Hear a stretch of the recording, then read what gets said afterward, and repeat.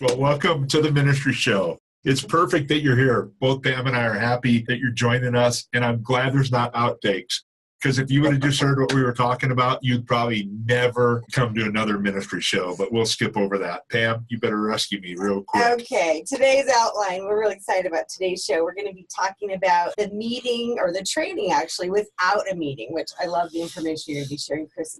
And then, did you guys know that there's 5 languages of appreciation in the workplace? We all hear about the 5 languages of love, but the appreciation in the workplace, we did that here. One of my teams, it was a lot of fun. And what was even more fun was to express that appreciation according to what motivated them. You know, if I knew it was quality time or maybe gifts, we were able to do that on our team, and it was really great. As we all know, whether we think about it or not, training is not just a meeting. In fact, ongoing training or on-the-job training is a great modality for you to use in order to have people pick up really good hot tips and behaviors that can be reinforced right on the spot.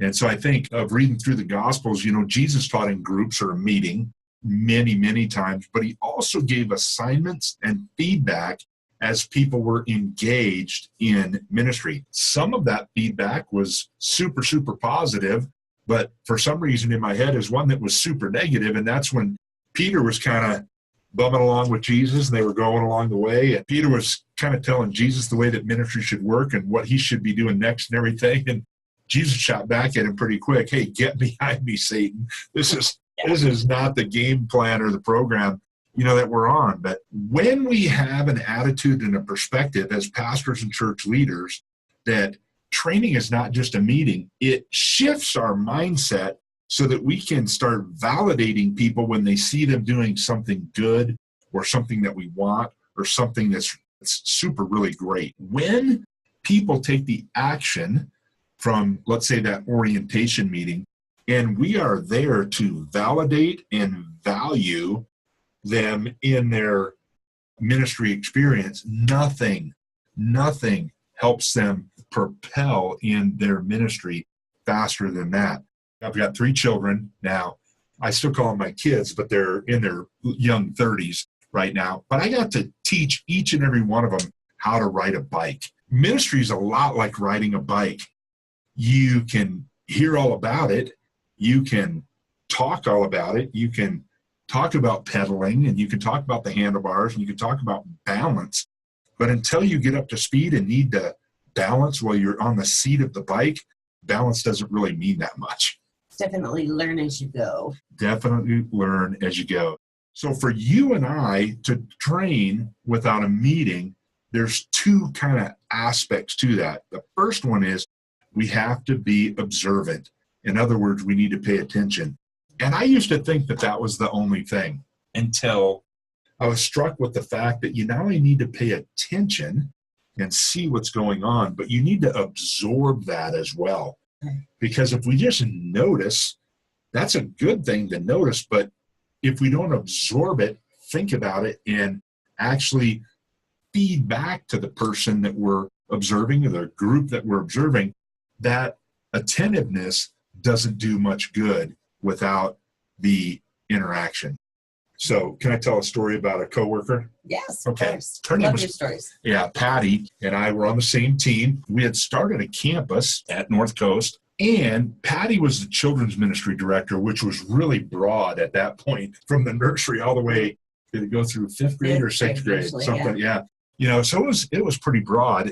And of course, Patty's like every other children's ministry pastor. They need a lot of people. She had come to me and wanted me to make an announcement. And that announcement was a recruiting announcement. Her and I began talking about the necessity of a recruiting announcement, in her mind being much larger than it was in my mind, especially on a Sunday morning. So I let Patty know, hey, I'm not going to make this announcement, but if you want to, you and I can meet together and I'll teach you and train you how you can do recruiting in such a way that you'll never have to make another announcement again. Well, she, of course, she didn't believe me, but she trusted me. We went through a process of helping her be removed from certain tasks on Sunday morning so that she could concentrate and be observing and attentive and absorbing everything that was going on in her ministry. And, it was less than 6 months later, she had a waiting list for those that she wanted to help in her ministry. It's important that when we're observing and we're attentive, and then we're also absorbing what's going on, that we've got to be a little bit creative in catching people doing something right. And the best hot tip I can give you is eliminate the word don't from your vocabulary. The way that our mind works, we can't not focus on a don't. So real quick, everybody out there listening, don't think about chocolate cake. Oh, I want some chocolate cake. They've done all kinds of studies on the whole wet paint thing. Don't touch wet paint. What do people do? They come over and touch it. Right. But if there's a sign that just says wet paint, people don't touch it. I was reading a report, I think it was done by a scientist at Berkeley. There was a glass factory, and when they gave tours of the factory, there was a big sign that says, "Don't look up falling debris." Well, what did everybody do? Looked up. Well, they looked up, and they changed the sign and said, "As you pass through, look down," something like that. It didn't say don't look up. It said just look down. And what did everybody do? Not only did they look down, they kind of hunkered and covered their heads as they looked down. Now, why do I bring this up? It's really super important for you and I, if we want to positively train, we have to definitely eliminate the word don't. Because when you say to a child, a coworker, a volunteer, your boss, even yourself, to don't do something, the mind focuses on the don't aspect of it. I'll tell you what, I'm sure there's some people on this show right now that are currently participating in a diet. So I'll tell you what, don't eat a chocolate donut. What does that make you do? Wow. It makes me, I'm even salivating right now. I want to go eat a chocolate donut. So here's the key. When we're training without a meeting, you focus on what you want, not what you don't want. When we first started the video venues at North Coast Church, we did coffee.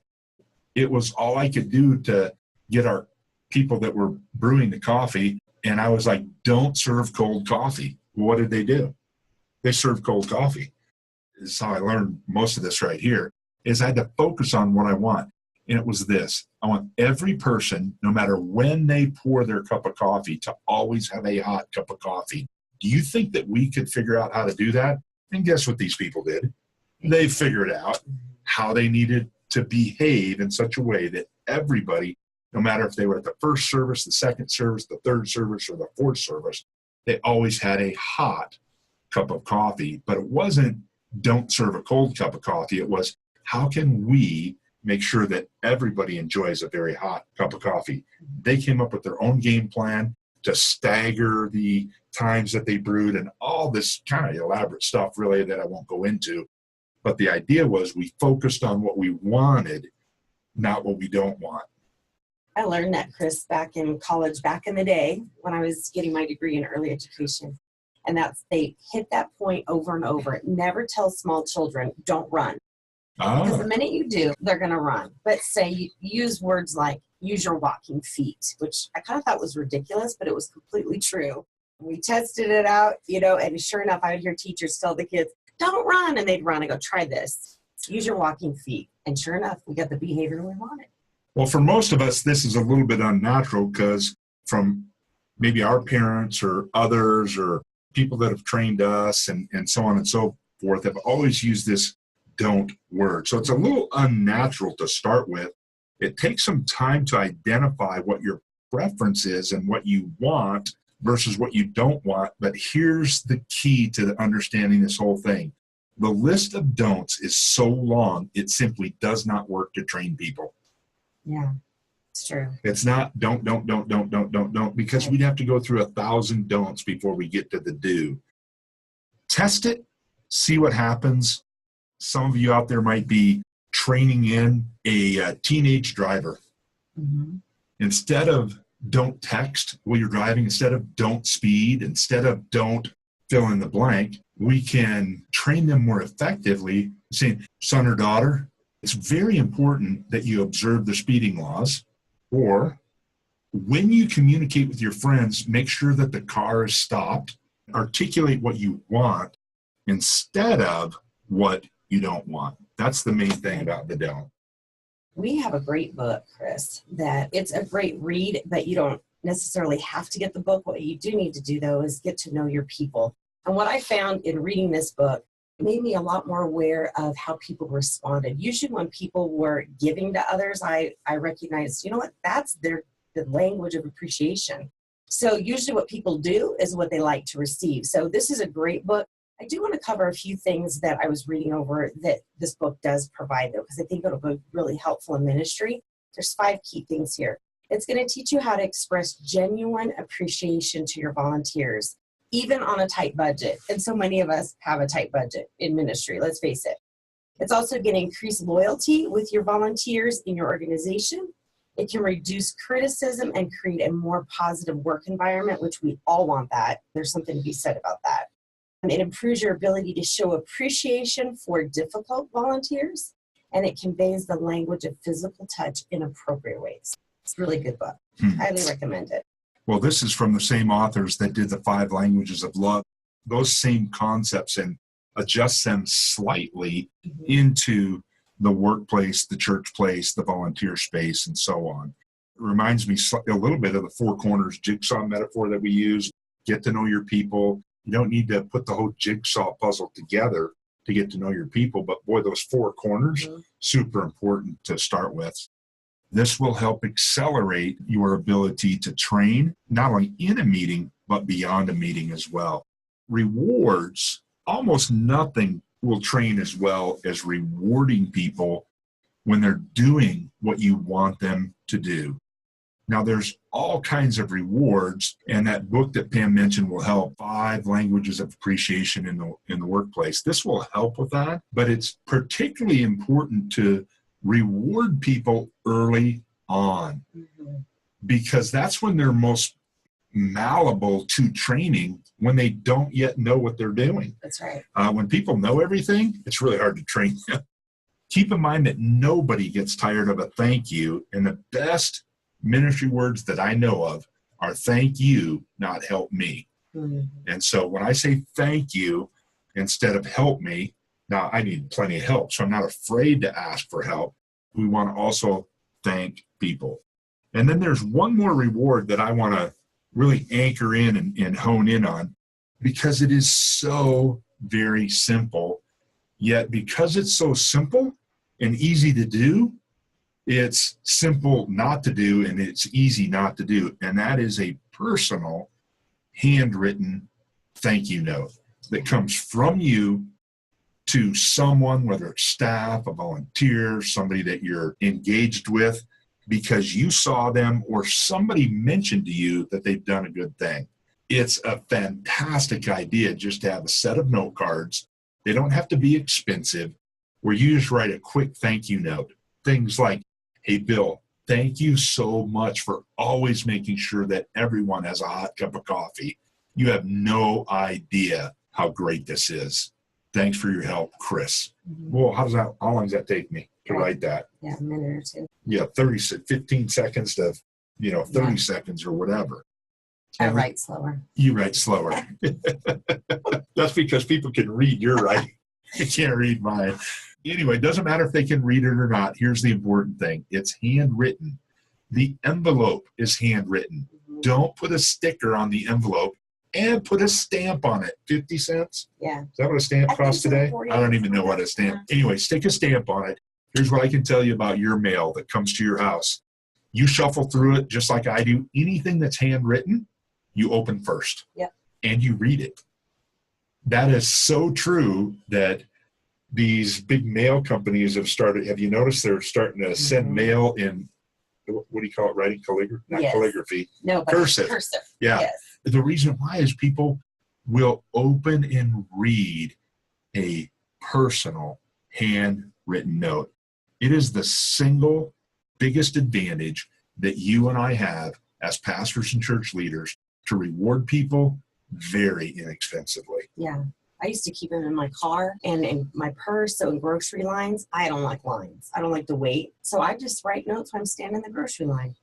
Are you looking at me like that? I'm looking at you like that because you're a multitasker. So all you multitaskers out there, say it again.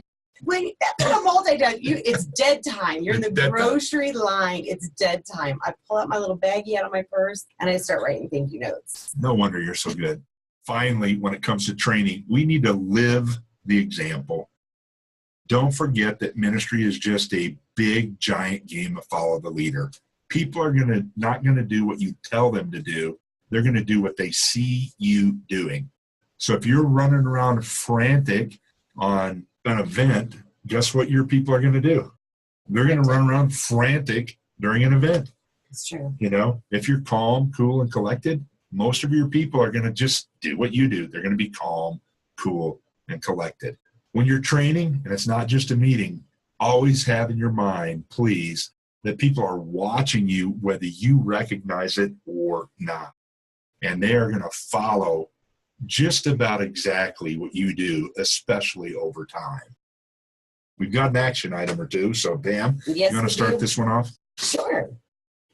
This week, we want you to think of 2 ways that you can adjust your current training without having a meeting. And I think that's key. It's just not having a meeting, but how can you continue that education? And if you're going to train beyond the meeting, what's one assignment that you have on the weekend that you can replace yourself for? That was key for me, especially when I went from mega church to startup church. I did everything. I trained, I taught, I built teams. So I was multitasking way too much, Chris.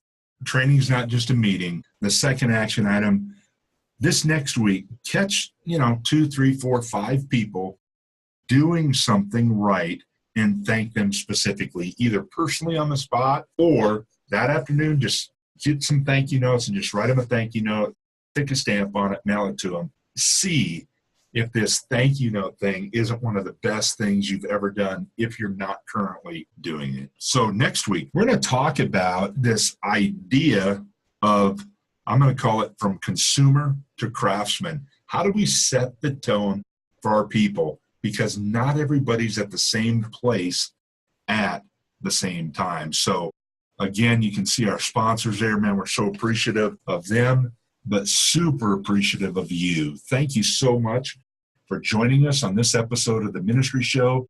Until next week, God bless, and we'll see you then.